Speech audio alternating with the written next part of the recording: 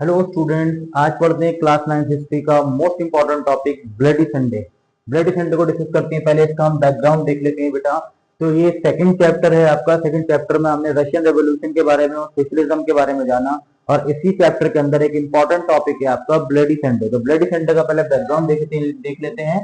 The year 1905 was bad for the Russian workers due to the high price and decline in wages by 20%। Means ये कि 1904 का जो साल था वो रशियन वर्कर के लिए बहुत ज्यादा बुरा था, क्योंकि एक तो जो खाने पीने के प्राइस थे, मान लीजिए ब्रेड के प्राइस बढ़ते जा रहे थे, और दूसरी तरफ उनकी जो सैलरी थी या उनकी वेजेस थी वो घटती जा रही थी। बाय 20% तक उनकी सैलरी घट जाती है, जिसकी वजह से ये लोग बहुत ज्यादा गुस्सा हो जाते हैं। सारे वर्कर सड़कों पर उतर जाते हैं, और कम से कम 11,000 से भी ज्यादा वर्कर या 1 लाख प्लस वर्कर हमारे सेंट पीटर्सबर्ग, जो कि हमारा रशिया का कैपिटल था उस टाइम पर, रशिया का कैपिटल सेंट पीटर्सबर्ग था, और लोग यहाँ पर ही हमारा किसान निकोलस सेकंड, जो कि किंग था हमारा रशिया का, वो यहीं पर रहा करता था। तो ये सब लोग यहाँ पर जाकर इकट्ठा हो जाते हैं और अपने गुस्से का इजहार करते हैं। इसके बाद मेन इंसिडेंट होता है, हमारा मेन हादसा होता है, जो कि बहुत दर्दनाक दिन था इन लोगों के लिए, जिसका नाम हमने दिया है ब्लडी संडे, यानी खूनी इतवार। अब कैसे इसको हम ब्लडी संडे बोलते हैं, देखिए पढ़ते हैं इसको आज।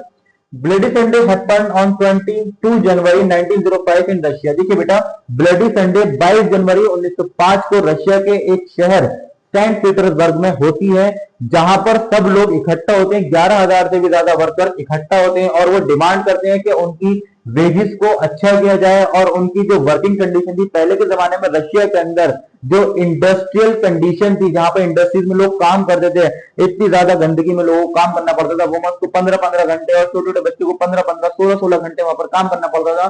तो वर्किंग आवर्स को रिड्यूस कराने की इनकी डिमांड थी वर्कर्स की। इसके साथ साथ इनकी डिमांड ये थी कि इनकी जो कंडीशन है वो अच्छी करी जाए और इनकी वेजेस को बढ़ाया जाए। ठीक है। The march was led by father Gapon, और इस मार्च को लीड कर रहे थे हमारे father Gapon. Soldiers of tsar Nicholas second fired on the unarmed crowd. अब क्या होता है कि सोल्जर देखते हैं कि भाई एक भीड़ इकट्ठा हो जाती है वर्कर्स की, जो कि डिमांड कर रही है, नारेबाजी कर रही है, शांतिपूर्वक प्रोटेस्ट कर रही है। तो इसकी जो सिसार निकोलस की जो आर्मी थी, ये अंधाधुन यानी ओपन फायरिंग करना स्टार्ट कर दी थी वर्कर्स के ऊपर, जिसकी वजह से हमारे 100 वर्कर्स मारे जाते हैं और 300 वर्कर्स हमारे घायल हो जाते हैं। और इस मूवमेंट के बाद और इस इंसिडेंट के बाद लोगों के दिल में और ज्यादा गुस्सा सिसार निकोलस सेकंड के खिलाफ बढ़ जाता है, और जिसके बहुत ही खतरनाक कॉन्सिक्वेंस रहते हैं। और ये एक ऐसा इंसिडेंट था जिसकी वजह से रेवोल्यूशन रशिया के अंदर लगातार बढ़ते रहे, और जो सिसार निकोलस सेकंड था वो इतना ज्यादा प्रेशराइज हो गया था इसके बाद कि उसने ड्यूमा को बनाने की अनुमति भी लोगों को दे दी थी। उसके बाद क्या होता है, इफेक्ट ऑफ ब्लडी संडे देखते हैं अब हम। Strike took place all over the country. पूरे ही देश में हमें स्ट्राइक देखने को मिली, लोग हड़ताल पर बैठ जाते हैं। Universities close down, student started protest. उस टाइम की सारी यूनिवर्सिटीज बंद कर दी जाती हैं, और जो छात्र होते हैं, जो स्टूडेंट्स होते हैं, वो सड़कों पर उतर जाते हैं सिसार निकोलस की गवर्नमेंट के खिलाफ। इसके बाद doctors, lawyers and middle class workers establish union. अब डॉक्टर्स, लॉयर्स और मिडिल क्लास वर्कर्स क्या करते हैं, अपना यूनियन बनाते हैं और डिमांड करते हैं कॉन्स्टिट्यूंट असेंबली की। इतना ज्यादा प्रेशर आने के बाद Sisar Nicholas second finally allow कर देता है कि आप एक असेंबली बना लीजिए, एक पार्लियामेंट बना लीजिए। और बेटा रशिया की पार्लियामेंट को ध्यान रखना, रशिया की पार्लियामेंट को हम नाम देते हैं ड्यूमा।